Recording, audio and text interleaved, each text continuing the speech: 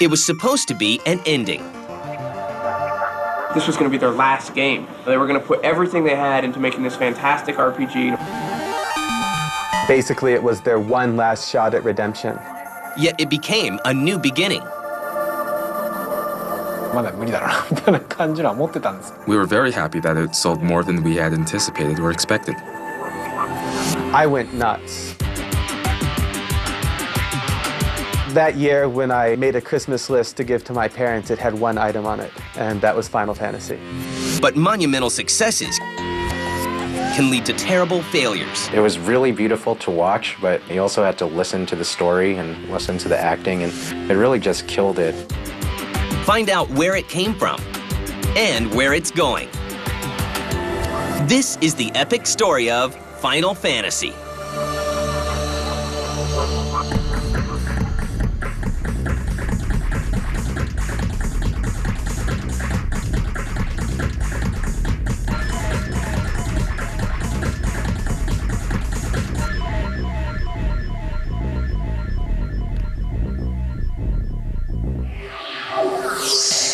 In 1987, a small Japanese game company named Squaresoft is facing an uncertain future.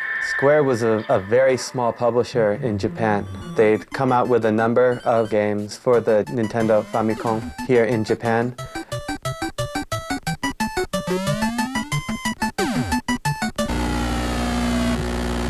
But really, there was nothing to distinguish them, to set them apart from the large number of small development houses that were able to thrive in Japan during the Famicom's heyday. But if they don't produce a breakout hit soon, their doors will be closing for good. Really, they needed not just a hit, but a mega hit if they were going to keep the company around. Facing an uncertain future, Squaresoft gambles on one final game. They called it Final Fantasy because this was going to be their last game. You know, they were going to put everything they had into making this fantastic RPG, and it was going to be their last one, and they were all going to go off and do their own thing. Square turns to Hironobu Sakaguchi, one of their resident game designers, to lead the project. Sakaguchi was working before at Square. I think that he enjoyed his job, but I think he was frustrated that no matter what he was doing, it never seemed to be enough. Not only for the company Square, but also for himself personally. Sakaguchi, I think, was going to leave the gaming industry. Sakaguchi, he's really the father of Final Fantasy, and you know, if there's one man who this whole thing, and it's his child. Inspired by Dragon Quest, Sakaguchi decides his project will be a role-playing game and hires well-known artist Yoshitaka Amano. For the players, the actual excitement in playing the game really comes from developing a character, seeing that character win battles, or from seeing a great storyline that takes the character into different places in the game. That in and of itself is exciting, but it has a much greater impact when it's coupled with the graphics and the music that go with it. Yoshitaka Amano is a fairly respected artist in Japan, a traditional painter. His works are very dynamic and flowing. As an artist, he really liked to challenge himself. He saw this as an opportunity to try the new thing. He saw the Famicom as just another canvas on which he could try to do something artistic. For the score, Squaresoft turns to their in-house composer, Nobuo Uematsu. I started with a computer game for a friend's company. After finishing that, another friend that worked at Squaresoft was looking for a new composer. The only available jobs for a composer back then were in the games industry. So at that time, Square didn't have anyone in charge of their soundtracks, and that's when I joined. In my mind, Nobuo Uematsu, he really brought a lot of soul to the Final Fantasy games. With his NES and SNES music, it was just brilliant considering what limited tools he was working with. He was able to get players to really feel a story with the music itself. With the team in place, work begins. So Final Fantasy was from the beginning designed to be impressive, designed to be a spectacle that was far beyond graphically, musically, anything that players had seen before. So that's kind of been a hallmark of the series since the start. Square releases Final Fantasy in Japan on December 18th, 1987. And audiences are stunned. Final Fantasy I was a huge success. It didn't quite reach the stratospheric heights of Dragon Quest, but it was clearly the second best RPG that Japan had ever seen. And you know, compared to Dragon Quest, second place isn't that bad. It was enough to save the company. Of course, then work on Final Fantasy II began soon thereafter. Despite the popularity of the first game, Square decides that their sequel can be even better. Never mind the consumer reaction. I think the reaction of the original designers and programmers was, oh my God, we've made this thing is so cool, you know, we have to do another one. Final Fantasy II arrives on December 17th, 1988, and fans take notice. Final Fantasy II was even more successful than the first one. I think that word of mouth on the first one was great. The Famicom user base had expanded even further. Users were ready for another RPG of this kind. Square had really succeeded in making that mega hit that they wanted. They had the success and they had the name recognition, and all they had to do from here on out was keep making the games. Sakaguchi and his team begin working on number 3 and concentrate on a new look. Final Fantasy III had much more complicated graphics than either the first or second Final Fantasy. Final Fantasy III was a late generation Nintendo game. It came out in 1990, and by this point, Nintendo's system had given up all its secrets. So what the developers were able to do with it was far beyond what they were able to do even 2-3 years before. The improvements don't go unnoticed. When Square releases the game on April 27, 1990, millions of fans rush out to buy it. Final Fantasy III was a big success, just like 1 and 2 before it. Square had a good brand name and they kept making quality titles. For Square, the series truly proves to be a fantasy. The fans had come to see Final Fantasy not just as a popular game, but it had become a cultural phenomenon. But would their success translate to another country or on a new system?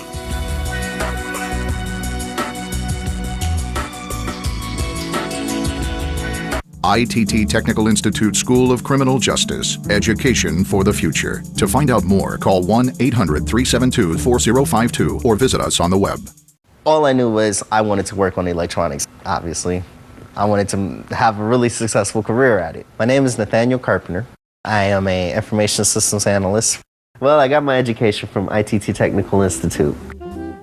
My wife thinks that my choice to go to ITT Tech has definitely helped me to reach the goals that I have for myself, my wife, and our life together, to be able to pick and choose where we want to go and also the lifestyle that we want to live.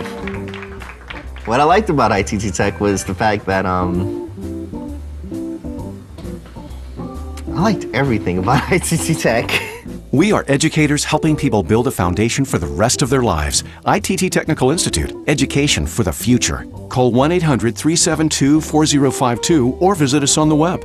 Get an education that can help you reach your goals. ITT Tech has information on financial aid for those who qualify. Call 1-800-372-4052.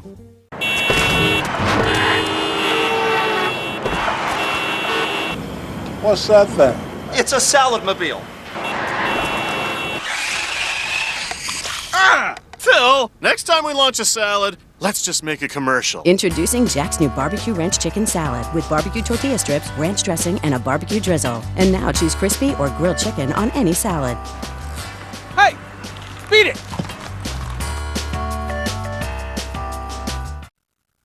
Attention drivers statewide. If you are insured with Allstate, Geico, State Farm, or any other car insurer, you may be overpaying by hundreds of dollars. Find out how to get immediate savings through AIG Auto Insurance. What would it take to get you to switch your car insurance?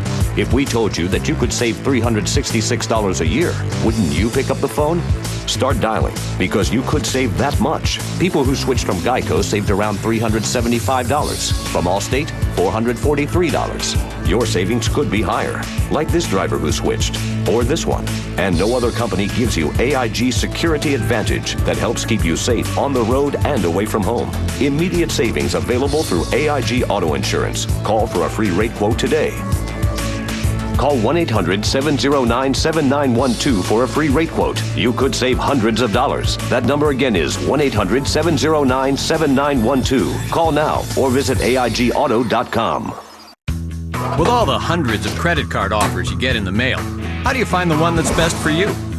It's easy at creditcards.com. I got 0% interest.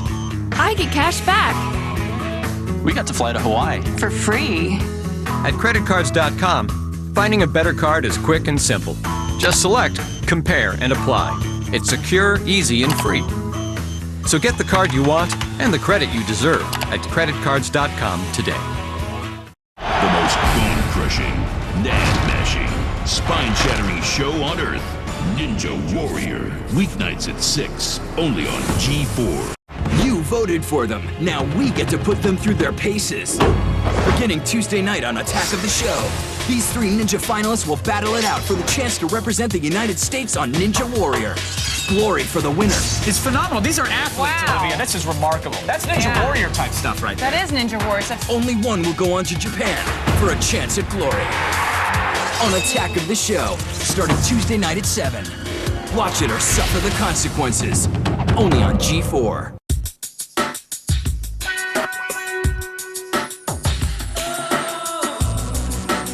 After the runaway success of the first 3 Final Fantasy games in Japan, plans are made to bring them to the US market in 1990. But Square gets some help.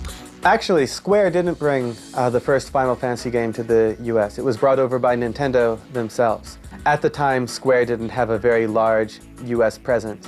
So the resources necessary for translating a large text-heavy RPG was probably beyond that company. Nintendo's help with the translation and a promotional push with their Nintendo Power magazine helps the game find a new audience. The Nintendo Propaganda magazine had huge 8-10-page spreads on it every month for 6 months. This game wasn't like other games. I went nuts. Word begins to spread, and Squaresoft's Swan Song becomes a hit all over again. It's kind of a common misconception that Final Fantasy I didn't sell well in America, but actually it was quite popular. But the video game world is changing, and a leap forward in technology leaves the 2 sequels by the wayside. Final Fantasy I came out in the US after Final Fantasy III was released in Japan in 1990. By that point, Nintendo had kind of closed the book on the Nintendo Entertainment System and was really gearing up for the Super Nintendo launch. Square begins work on the sequel, but changing technology requires a Final Fantasy facelift. On July 19, 1991, Square releases the 4th Final Fantasy game in Japan, which arrives in the US several months later as Final Fantasy II. The popularity of the Final Fantasy series plays an important part in the launch of Nintendo's new system. Final Fantasy fans are notoriously devoted to their series. When their favorite series made the jump to Nintendo's new hardware, they did too. Square and Nintendo's relationship went both ways. Nintendo's popular hardware helped Square sell lots of copies of Final Fantasy games, but in turn, the popularity of Square's Final Fantasy games drove players to choose Nintendo's hardware. Nintendo probably saw that Final Fantasy was a key franchise they had that would set their system apart from others, and because of that, they latched onto it and promoted it to give them an edge. On December 6, 1992, Square releases Final Fantasy V in Japan. The game is considered too hard for American gamers and isn't released in the US. But fans would not have to wait long. The 6th game in the series arrives in Japanese stores on April 2, 1994. The game arrives in America as Final Fantasy III, and it once again takes the video game world by storm. Final Fantasy VI was a graphical powerhouse. It was the most beautiful game you'd ever seen. I think it was the first game in which Yoshitaka Amano's art was able to be preserved in the characters and in the world, not just in the monster designs. Graphic technology had improved to the point where small bits and pieces of his style were able to show through. It had a fantastic musical score. The music is widely considered to be Nobuo Uematsu's best score. For their next game, Square lays the foundation for a game unlike any other. But their path will take them away from the company that had first helped them become a success. As a software provider of great content and games, to meet the consumer demand, It requires a lot of investment and time. FF シリーズという For Final Fantasy VI, we expanded, we opened some doors. And in order to keep on doing that with the next installment, we as a development team wanted to obviously make it visually more advanced. And I think it was only going to work for us if we went with the hardware that had more capacity for us. After Final Fantasy VI came out, everyone assumed that Square would move on to the Nintendo 64. In fact, Square released a graphical demo using the Final Fantasy VI characters. This graphical test was preparation for developing Final Fantasy VII. When Square did announce Final Fantasy VII, it wasn't for the Nintendo 64. It was for the Sony PlayStation. Square stuns the game world and strikes an unexpected alliance with Sony. A new game is planned, one that will finally achieve the movie-like game quality the previous incarnations have been building towards. The big leap came with Final Fantasy VII. That was when the company switched to the PlayStation game console. With the enhanced capabilities of the console, I now had 3D graphics as a method of expression.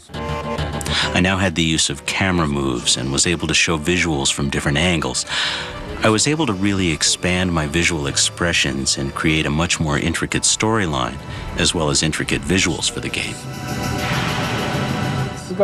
When creating 7, we were just so sucked into creating the game that it didn't feel as long as a development period as I thought. Seeing things that we had never seen before done in the sense of creating movies. Character designer Tetsuya Nomura is called upon to bring his 3D fantasy to life.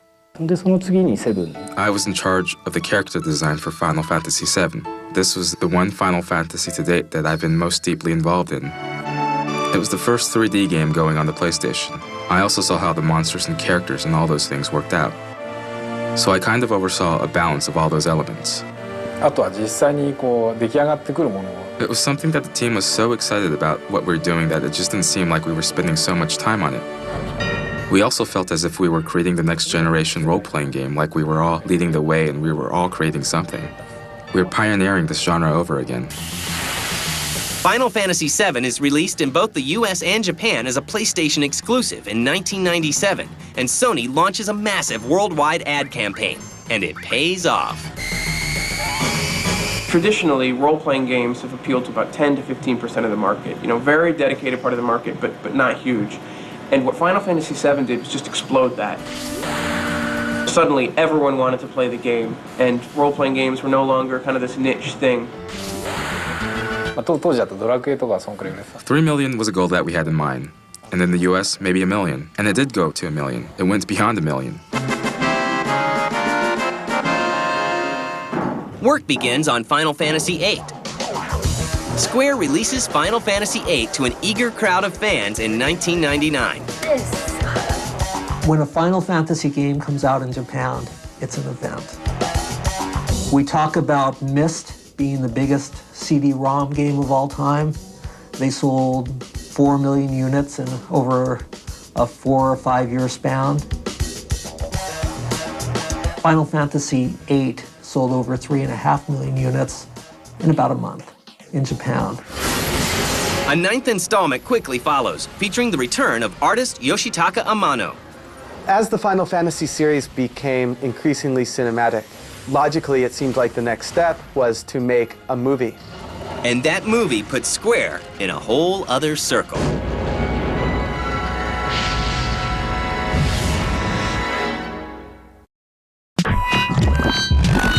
I'm Morgan Webb, and I'm gonna tell you about the best game ever. 60 seconds from now. So, where do you think this guy should move? I'd say this way. And let's make sure that sound effect we used in the last level fits in here too. This one? Yeah. You know, I'm so glad I got into game design. It's cool to be able to create the kind of games that we play. I know what you mean. And the training at Collins College takes less time than most people might think. Can you believe we get paid to do this? For a complimentary DVD, call 888-823-0999. Operators are standing by. That's 888-823-0999. Call now. Here at the factory, we have a mystery. When does a computer become a computer? Ooh. At what point does it begin to deliver faster processing performance, an amazing battery life? Hello. Looks like we have an answer. Ta-da! It's really not so mysterious after all. Great computing starts with Intel Inside. So, X-Play just finished G4, which is the video game awards show where you, the viewer, vote for the winners. Now, sometimes I agree with your choices and sometimes I don't, but this year the viewers made one thing clear. You really, really like Gears of War. Cool! Gears swept every category it was nominated in, including Best Voice Acting over the awesome Linda Hunt in God of War 2. All is not lost, Kratos. She really made that game for me. Now I have to wonder, was it because Gears is truly above and beyond every other game out there? Or was it because more people owned Gears of War than any other game on the list? Either way, Gears wins. A universally bought and universally loved game is a rare and beautiful thing. I'm Morgan, and that was A Minute. College is a great investment. It means better career opportunities and more earning potential.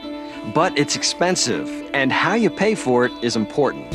Some students pay using high-interest credit cards. Some parents use their retirement savings or refinance their home to help out. Fortunately, there's a smarter way.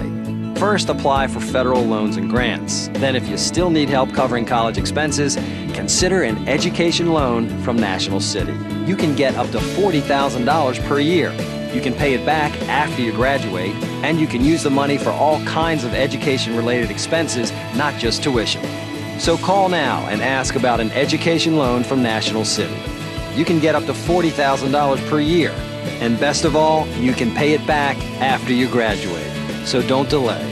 Call 1-800-590-6817 or visit us online at smarterwaytopay89.com right now. Call now. Oh, my name is Nelson DeGregorio. I went to ITT Tech in Liverpool, New York. What triggered my decision was family time. Beautiful wife. The family is the motivator in life. We got 2 beautiful children. Being able to, actually have the time to have a picnic. Having the education was key. There's no other way around it. Had to have the education. ITT Tech was the place to go for me. Well, my grandfather's been part of the motivation that's got me going back to school. With him, he won't say when he's proud of you. He won't say it verbally. He's the one person in the family I truly look up to. They're extremely proud of him. I always encouraged him to continue his education. Just stay with it, buddy. You're doing a good job. Keep going. I'm sure everybody will benefit by it. Good job. Thank you. We are educators helping people build a foundation for the rest of their lives. ITT Technical Institute, education for the future. Call 1-800-372-4052. Retailers don't want you to see the information about to be disclosed. Hi, I'm Tony Galata. This is my wife, Carrie Galata. This is our house, my wife's dream house. And we furnish most everything in this house with products from Direct Buy. We purchased the breakfast table and chairs. We looked at that table in some other places. They ran around $3,500 and we picked it up for around $1,500. If you're building, remodeling, or simply redecorating a room, there's now a way to buy virtually everything you need at prices you never imagined possible. We've saved, I think, well over $20,000. Just on our kitchen alone, we saved almost $10,000. It adds up to about a $30,000 to $40,000 savings overall. Call the number on your screen now to receive your free insider's guide to buying direct. Plus, you'll also receive a free visitor's pass for an exclusive tour of your local Direct Buy showroom. Call right now to get started buying the Direct Buy way. Stop paying retail and become part of Direct Buy, the private members-only showroom and design center. Don't wait another minute. Pick up the phone and call now. Everyone's giving props to Code Monkeys. And even the New York Times says it's like an arcade game with potty mouth. This summer's most outrageous new comedy, Code Monkeys, Wednesday night at 9, only on G4.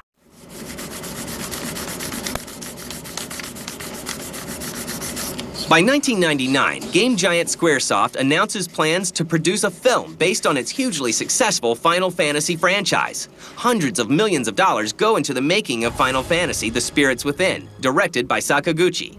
The movie arrives in theaters on July 11, 2001, but the reaction is not what Square had been hoping for. The movie was very confusing. It didn't appeal to Final Fantasy fans because it lacked the melodrama, the plot twists, the flamboyancy that had come to characterize the Final Fantasy plots. I think that movie just really underscores the fact that it's really difficult to replicate animated human characters. It is just hard to say, If you can say that, oh, was this movie really supposed to be a Final Fantasy movie? Or, did it just have the same name attached to it? It was a little unclear.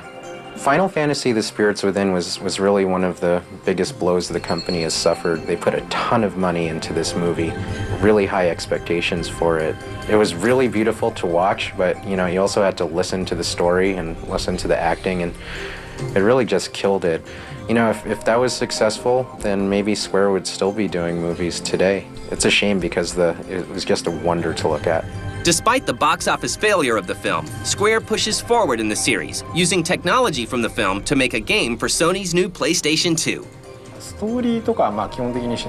Every Final Fantasy has a new something, a new challenge. For 10, it was definitely including voiceover as one of the key elements. The guardian worm, Evray. The great sacred beast. It added more life and added voices to the characters that we created. Roger, I'll give the commands! In a way, I think that kind of completed and made the full circle from starting from 7. On July 19, 2001, Final Fantasy X arrives for the PlayStation 2, and fans line up to buy the game. It sells over 2 million copies in the first 48 hours. Work begins on several games at once. Final Fantasy X-2, an expansion of the story in Final Fantasy X. Find a sphere and the fiends appear. And Final Fantasy XI, a massively multiplayer game set in the Final Fantasy universe. Yeah, I really wonder why the series is so popular. I don't know, but I think it is the new element, the new challenges that we put in every installment. For example, Final Fantasy XI is fully online, but still, it's a Final Fantasy game. In 2002, Square delights Nintendo fans by announcing Final Fantasy Crystal Chronicles for the GameCube. The first in the series to appear on Nintendo's home console in almost a decade. To play the game to its fullest, you need 3 friends, 4 players total. You need 4 Game Boy systems that are hooked up to the GameCube. So it's really unique for a Final Fantasy game in that you have this group feeling to it. Game giant Squaresoft announces Final Fantasy XII to an eager crowd of fans. Final Fantasy is the most successful role-playing franchise with millions of adoring fans. For a series that has been out for over 10 years easily, I think by now there's a different generation of users and gamers who are playing the current Final Fantasies. So in a sense, this game has provided content for a few generations so far, and hopefully that will continue. That will be one of my dreams. To continue Final Fantasy, and to many generations, that can be something. When a consumer sees Square on the box, they know this game is going to have amazing production values, this game has been tested to death to make sure it's fun, and this game is going to be solid. I think for gamers, whenever a new Final Fantasy game is announced, the world pretty much stops. Even fans that don't like Final Fantasy, they want to know what's going on because it just has such a huge impact. It's such an incredibly successful series, wildly popular. With all our games, especially Final Fantasy, we try to do what is at the highest point of interest of every installment of the series. We start fresh and do something completely new. We just don't do any repeats. We do 8 full model changes. We always try to keep up with ourselves. I don't really have this huge goal right in front of me. It's more what we believe in. What we believe is going to make a unique and great product. That is all we basically focus on, and see how that rolls into something grand.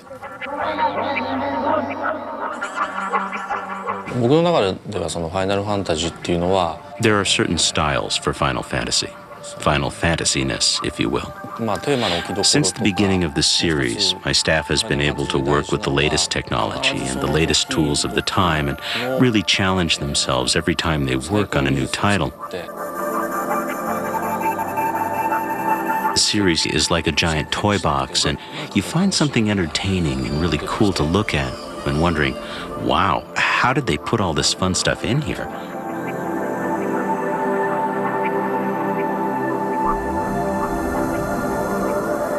As far as the future goes, I think Final Fantasy is going to be around for a long, long time.